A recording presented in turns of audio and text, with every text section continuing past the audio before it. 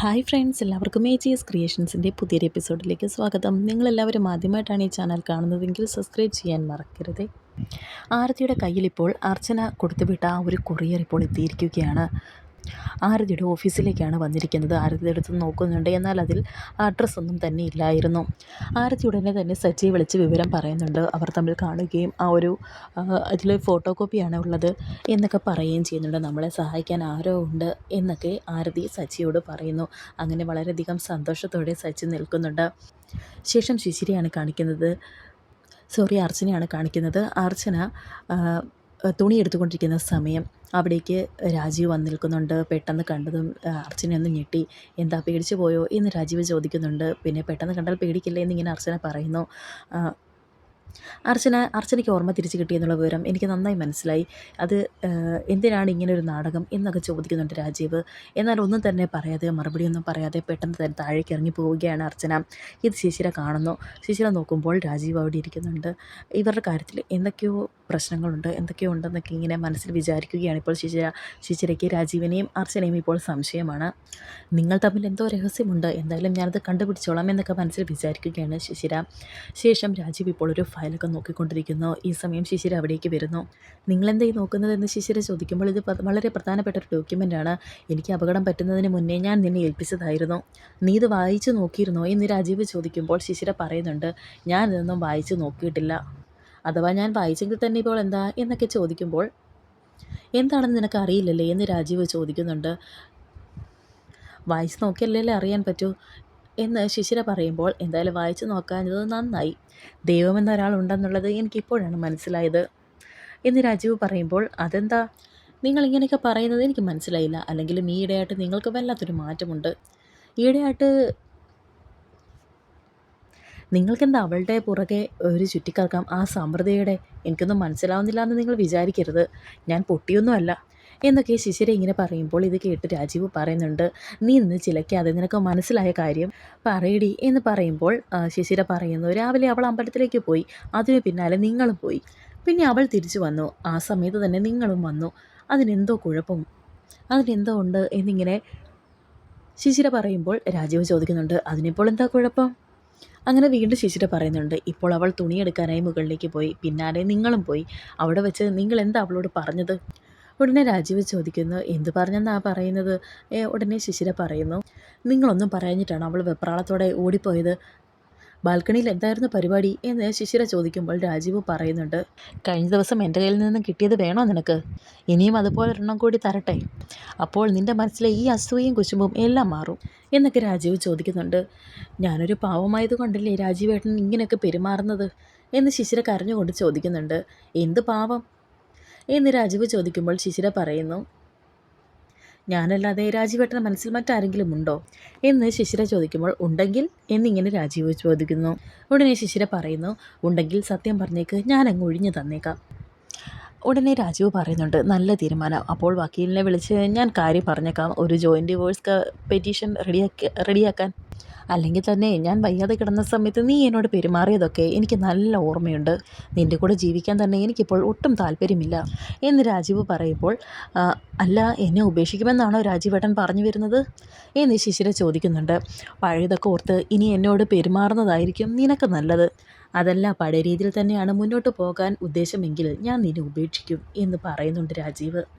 അങ്ങനെ ഇപ്പോൾ രാജീവ് അങ്ങോട്ടേക്ക് പോകുന്നുണ്ട്. രാജീവ് ബാത്റൂമിലേക്കാണ് കയറുന്നത്. ആ സമയം ഇങ്ങനെ ശിശിര മനസ്സിൽ വിചാരിക്കുന്നുണ്ട്, അയ്യടാ, ഡിവോഴ്സ് ചെയ്യാൻ ഇങ്ങോട്ട് വരട്ടെ, കാണിച്ചു കൊടുക്കുന്നുണ്ട് ഞാൻ എന്നൊക്കെ ഇങ്ങനെ മനസ്സിൽ വിചാരിക്കുന്നു. ശേഷം കാണിക്കുന്നത് ആതിരയാണ്. ആതിരയ്ക്ക് ആദ്യത്തെ ദിവസം തന്നെ അഡ്വാൻസായി ശമ്പളം കൊടുത്തിരിക്കുകയാണ്.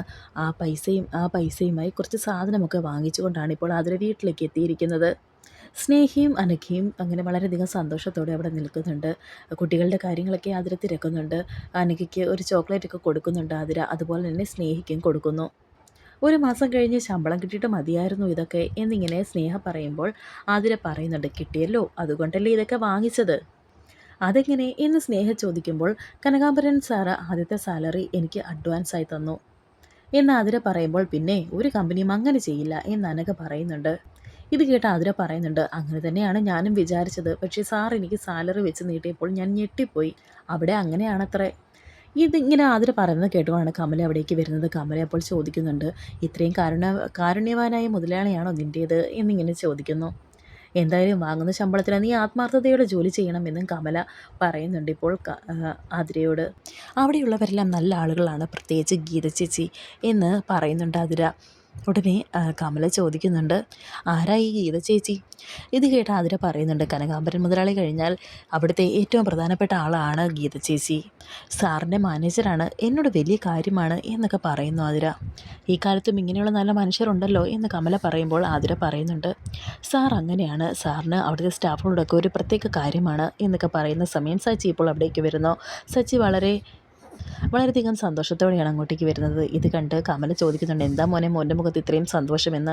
എനിക്കിന്ന് ഏറ്റവും സന്തോഷമുള്ള ദിവസം തന്നെയാണ്, നമ്മുടെ കേസിൽ വലിയൊരു തെളിവ് നമുക്ക് കിട്ടി എന്നൊക്കെ. അങ്ങനെ നടന്ന കാര്യങ്ങളൊക്കെ ഇപ്പോൾ എല്ലാവരോടും പറയുകയാണിപ്പോൾ സച്ചി. ഇതെങ്ങനെ എന്ന് കമല ചോദിക്കുന്നുണ്ട്. ഉടനെ സച്ചി പറയുന്നുണ്ട്, ആരോ കൊറിയർ അയച്ചു കൊടുത്തതാണ്, അയച്ചിരിക്കുന്ന ആളുടെ മേൽവിലാസം ഒന്നും കൊടുത്തിട്ടില്ല, അതാരായാലും അവർക്കതെങ്ങനെ കിട്ടിയെന്നാണ് എനിക്ക് മനസ്സിലാകാത്തത് എന്നൊക്കെ സച്ചി ഇപ്പോൾ അവരോട് പറയുന്നു. അങ്ങനെയെല്ലാം പറഞ്ഞതിന് ശേഷം സച്ചി ഇപ്പോൾ അകത്തേക്ക് പോകാനായിട്ട് തുടങ്ങുമ്പോൾ ആതിര പറയുന്നുണ്ട്, ഏട്ടാ ഇന്ന് എൻ്റെ ആദ്യത്തെ സാലറി കിട്ടി, ഇത് ഏട്ടൻ്റെ കയ്യിലിരിക്കട്ടെ എന്ന് പറഞ്ഞ് സച്ചിയുടെ കയ്യിലേക്ക് ആ ശമ്പളം എടുത്ത് വെച്ച് കൊടുക്കുകയാണ് ആതിര. വേണ്ട മോളെ, ഇത് നിൻ്റെ കയ്യിൽ തന്നെ ഇരിക്കട്ടെ എന്ന് സച്ചി പറയുന്നു. ഈ കുടുംബത്തിന് വേണ്ടി രാപകലില്ലാതെ ഏട്ടനല്ലേ കഷ്ടപ്പെടുന്നത്, ഇവിടുത്തെ കാര്യങ്ങളെ ഏട്ടനല്ലേ നോക്കുന്നത്, അതുകൊണ്ട് ഏട്ടൻ തന്നെ ഇത് വെച്ചോളൂ എന്ന് ആതിര നിർബന്ധിച്ച് സച്ചിയെ കൊടുക്കാൻ ശ്രമിക്കുന്നുണ്ട്. എന്നാൽ സച്ചി പറയുന്നുണ്ട്, വേണ്ട, ഏട്ടന് ഈ സ്നേഹം മാത്രം മതി, ഈ പണം നീ കുഞ്ഞുങ്ങൾക്ക് വേണ്ടി സൂക്ഷിച്ച് വയ്ക്കുക, അത് മതി എന്ന് സച്ചി പറയുന്നു. എങ്കിൽ ഇത് അമ്മയുടെ കയ്യിലിരിക്കട്ടെ എന്ന് പറഞ്ഞ് കമലയുടെ കയ്യിൽ കൊടുക്കാൻ തുടങ്ങുന്നുണ്ട് ആതിര. ഉടനെ കമല പറയുന്നുണ്ട്, അത് നിൻ്റെ കയ്യിലിരുന്നാൽ എന്താ കുഴപ്പം, എൻ്റെ മോളുടെ കയ്യിൽ തന്നെ വെച്ചേക്കാം, അമ്മ ചായ എടുക്കാം എന്ന് പറഞ്ഞ് കമല ഇപ്പോൾ ചായ എടുക്കാനായി അകത്തേക്ക് പോകുന്നുണ്ട്. എന്നാൽ സ്നേഹയും അനഘയും ആതിരയോട് പറയുന്നുണ്ട്, ഞങ്ങൾക്കൊന്നും പോരാ, ഞങ്ങൾക്ക് നല്ലൊരു ചിലവ് തന്നെ തരണം എന്ന്. അങ്ങനെ ഇപ്പോൾ അവരോരോന്നൊക്കെ പറഞ്ഞ് വളരെയധികം സന്തോഷത്തോടെ നിൽക്കുന്നു. ശേഷം കാണിക്കുന്നത് ഗൗരിയാണ്. ഗോകുൽ ഇപ്പോൾ ഫയലൊക്കെ നോക്കിക്കൊണ്ടിരിക്കുകയായിരുന്നു. അവിടേക്ക് ഇപ്പോൾ ഗൗരി വന്നിട്ടുണ്ട്. ഗൗരി വന്ന് ചോദിക്കുന്നുണ്ട്, അച്ഛാ എൻ്റെ സ്കെച്ച് പെൻ എവിടെ, അച്ഛൻ ഇന്ന് മറന്നു എന്ന് ചോദിക്കുന്നു. ഉടനെ ഗോകുൽ പറയുന്നുണ്ട്, അച്ഛൻ എങ്ങനെ മറക്കാനാണ് മോളുടെ കാര്യം, അച്ഛൻ്റെ ബാഗിലുണ്ട്, പോയി എടുത്തോളാൻ പറയുന്നു. അങ്ങനെ ഗൗരി ചെന്ന് ബാഗിൽ നിന്നും സ്കെച്ച് പെൻ എടുക്കുന്നുണ്ട്. അങ്ങനെ ഇപ്പോൾ സ്കെച്ച് പെൻ എടുത്തത് കൂട്ടത്തിൽ ഗൗരിക്ക് ഒരു ഗിഫ്റ്റ് വൗച്ചർ കൂടി കിട്ടുന്നുണ്ട്. ഉടനെ ഗൗരി ഇപ്പോൾ ഗോകുലിനോട് ചോദിക്കുന്നുണ്ട്, ഇതെന്താണ് അച്ഛാ എന്ന്. ഉടനെ ഇതൊരു ഗിഫ്റ്റ് വൗച്ചർ ആണെന്ന് പറയുന്നുണ്ട് ഗോകുൽ. ഇത് കൊടുത്താൽ ഗിഫ്റ്റ് കിട്ടുമോ അച്ഛാ, എന്ത് ഗിഫ്റ്റാണ് കിട്ടുന്നത് എന്നൊക്കെ ഇങ്ങനെ ഓരോന്നും ചോദിച്ചു കൊണ്ടിരിക്കുകയാണ് ഗൗരി. അതൊരു സർപ്രൈസ് ഗിഫ്റ്റാണ്, അത് നമ്മളൊരു സ്ഥലത്തേക്ക് യാത്ര പോകുന്നു, അതും പാരീസിലേക്കാണ് പോകുന്നത് എന്ന് ഗൂഗിൾ പറയുന്നു. ഇത് കേട്ട് ഗൗരി പറഞ്ഞിട്ട്, താങ്ക് യു അച്ഛാ, എൻ്റെ ഫേവറേറ്റ് പ്ലേസാണത്, നമ്മളെപ്പോഴാണ് പോകുന്നത് എന്നൊക്കെ ചോദിക്കുന്നുണ്ട് ഇപ്പോൾ ഗൗരി. ഉടനെ ഗൂഗിൾ പറയുന്നുണ്ട്, നമ്മൾ അടുത്ത മാസം ആദ്യത്തെ ആഴ്ച തന്നെ പോകുമെന്ന്. ഈ സമയം അവിടേക്ക് അർച്ചന വരുന്നുണ്ടായിരുന്നു. അർച്ചന ചോദിക്കുന്നുണ്ട്, എവിടേക്ക് പോകുന്ന കാര്യമാണ് നിങ്ങൾ അച്ഛനും മോളും കൂടി പറയുന്നത്?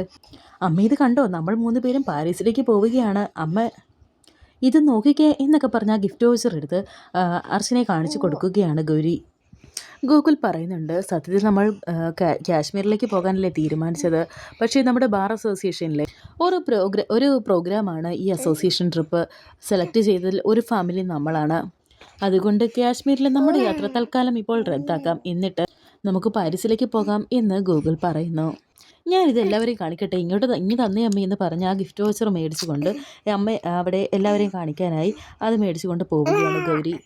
ഇത് കണ്ട് ഗോകുൽ ഇപ്പോൾ ചോദിക്കുന്നുണ്ട്, അർച്ചനയുടെ മുഖം കണ്ടിട്ട് ചോദിക്കുന്നുണ്ട്, എന്താണോ തനിക്കിത് കേട്ടിട്ടൊരു സന്തോഷമില്ലാത്തത്, ഇത് കേട്ടപ്പോൾ തൻ്റെ മുഖം മാറിയല്ലോ എന്ന് ഗോകുൽ ചോദിക്കുമ്പോൾ, ഈ ഒന്നുമില്ല എന്ന് അർച്ചന പറയുന്നുണ്ട്. ഈ യാത്ര പ്ലാൻ ചെയ്ത് കഴിഞ്ഞോ എന്നിങ്ങനെ ചോദിക്കുന്നുണ്ട് അർച്ചന. ഉടനെ ഗോകുൽ പറയുന്നുണ്ട്, എന്താടോ തനിക്ക് താല്പര്യമില്ലേ, താല്പര്യമില്ലെങ്കിൽ നമുക്ക് ഈ ടിക്കറ്റ് മറ്റാർക്കെങ്കിലും കൊടുക്കാം, മറ്റു 2 പേരുടെ അവസരം വെറുതെ കളയണ്ടല്ലോ എന്നൊക്കെ ഗോകുൽ പറയുന്നു. അങ്ങനെ ഈ സമയം ഗോകുലിനൊരു കോൾ വരുന്നുണ്ട്. അങ്ങനെ ഗോകുൽ അങ്ങോട്ടേക്ക് മാറിയ സമയം അർച്ചന മനസ്സിൽ വിചാരിക്കുന്നുണ്ട്, ഈശ്വര ഗോകുലിന് ഇത് എന്തു പറ്റി,